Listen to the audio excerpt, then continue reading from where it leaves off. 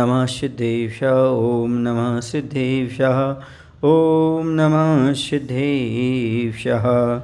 महावीर प्रभु की कथा कहता हूँ मैं आज, मन बचतन से न मान हो पूर्ण बने सब काज।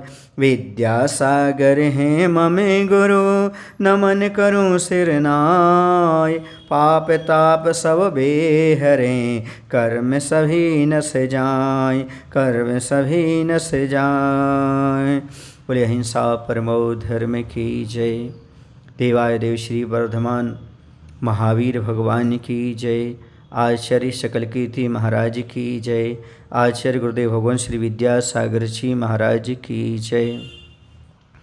धर्म प्रेमी बंधो, हम पिछली कथा में देख करके पढ़ करके आए हैं कि विश्वनंदी के इस प्रकार के भाव हुए और विश्वनंदी ने उस बाग को विशाखानंद को प्रदान कर दिया था और स्वयं ने मुनि दीक्षा धारण कर ली थी पूज्य श्री संभूति गुरु के समीप जा कर के, और वह मुनि बन करके दीक्षा धारण करके आत्मकल्याण प्रवृत्त हुए। यहाँ पर विचारणी बात यह है कि कभी कभी ऐसा होता है कि कुछ पुरुषों के द्वारा किया गया उपकार भी सज्जनों का महान उपकार कर देता है। आचार्य कहते हैं, जिनसे मेरे कर्म धुले कटे वो शत्रु ही कैसे। अर्थात जो विशाखभूति राजा ने छलवश षड्यंत्रवश अपने पुत्र को विश्वनंदी का बगीचा प्रदान किया था, वह इनके लिए उपकारी हो गया, अर्थात इनके कल्याण का रास्ता खुल गया, इन्हें मोक्ष मार्ग मिल गया। तो सज्जनों को अपकार भी उपकार रूप कार्य कर जाता है। ऐसा यहाँ पर बात समझने की है कि वास्तव में सज्जन पुरुष के लिए अपकार भी उपकार जैसा हो जाया करता है।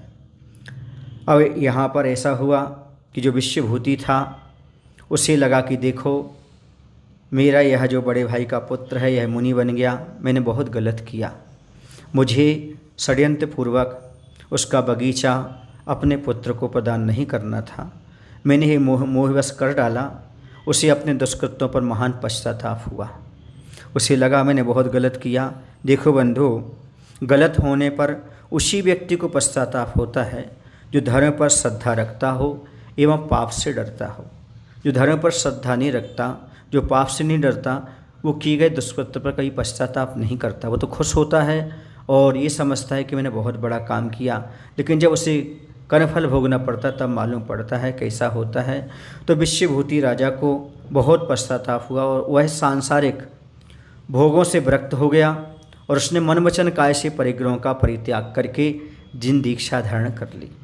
वह भी निष्पाप होकर के कठोर तप करने में संलग्न हो गए। अपनी शक्ति के अनुसार अधिक काल तक शुद्ध आचरण करते हुए वह अंत समय में संन्यास धारण किया उन्होंने, और अपने शुभ परिणामों के द्वारा महाशुक्र नामक स्वर्ग में जाकर के विशाखभूति नामक महान रिद्धिधारी देव हो गए। वह देव पर्याय को प्राप्त कर गए। अब यहाँ पर क्या हुआ, दूसरी ओर विश्वनंदी मुनि होकर के अनेक ग्राम वन आदि का भ्रमण करने लगे थे।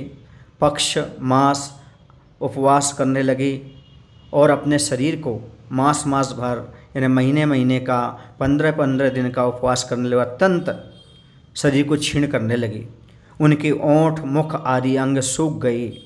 एक दिन ऐसी अवस्था में मुनि विश्वनंदी ईर्यापथ दृष्टि से मथुरा नगरी में प्रवेश किए। मुनि महाराज का शरीर बड़ा कृश हो गया था, क्षीण हो गया था, दुर्बल हो गया था, पतला हो गया था। उनके शरीर में क्षमता नहीं बची थी। क्यों? क्योंकि वह बार बार उपवास कर रहे थे, 15 दिन के, महीने के। इस प्रकार उनके शरीर बड़ा दुर्बल हो चुका था। वह ऐसी स्थिति में ईर्यापथ दृष्टि से चलते हुए मथुरा नगरी में प्रवेश करते हैं। वहाँ पर क्या होता है, कैसी घटना घटती है, यह हम आपको बताएंगे, क्योंकि वहाँ पर कुछ घटना घटती है जो हम आपको अगली कथा में बताएंगे। बोले महावीर भगवान की जय। आचार्य विद्यासागर जी महाराज की जय।